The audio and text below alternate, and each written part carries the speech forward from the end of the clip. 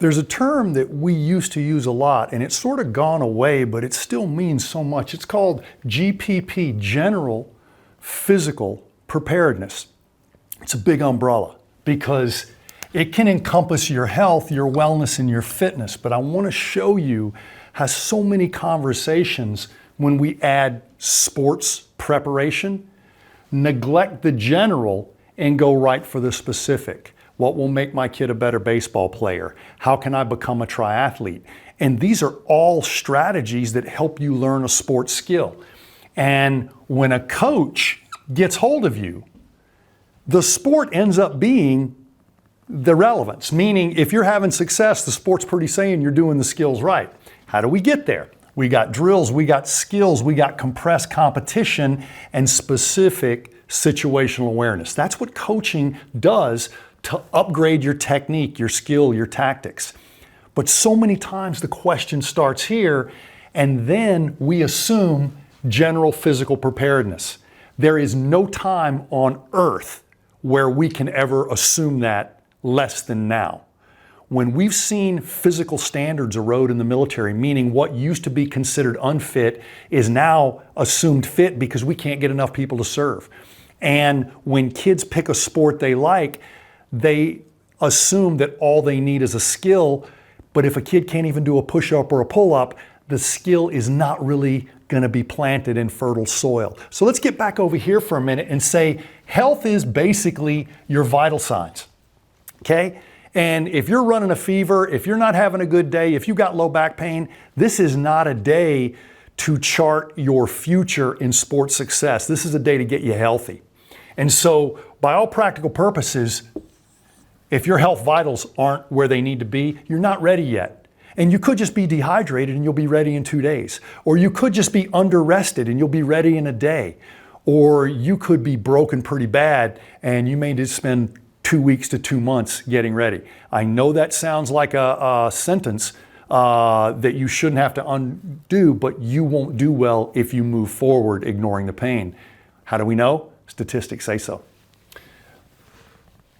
Wellness is vulnerable signs. What does vulnerable signs mean? You got too many risk factors to assume that you're going to have the same success as people on the left and right of you if they don't have these risk factors. So these are the vulnerabilities.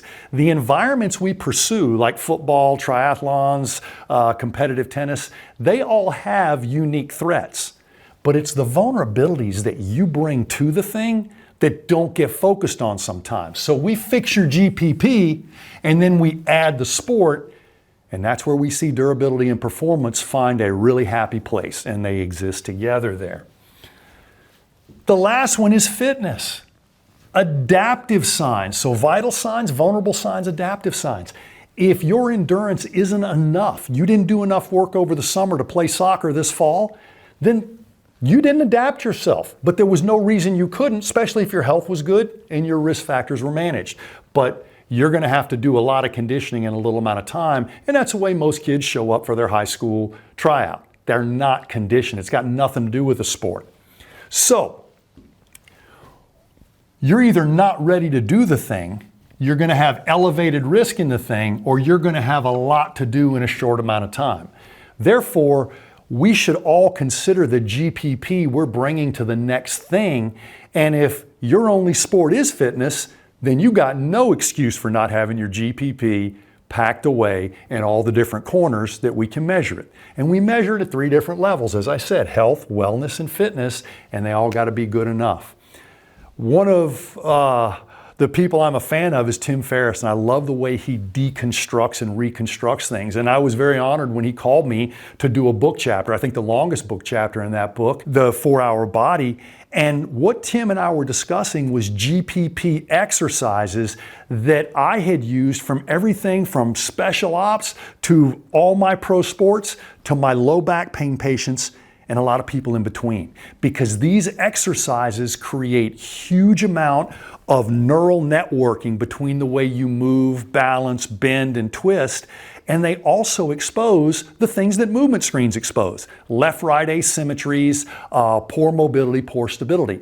So Tim was talking to me on the phone. He was in South Africa. Nobody could really screen him there. So I issued him some functional exercises that would do the same thing for him had I movement screened him and then issued the exercises. The only difference is I don't know if I'd have given him all those exercises in that package, but I gave him a very functional meal and let him rise to the occasion instead of going ahead and finding out where his greatest dysfunction is and putting all our programming real estate there. It can be done either way.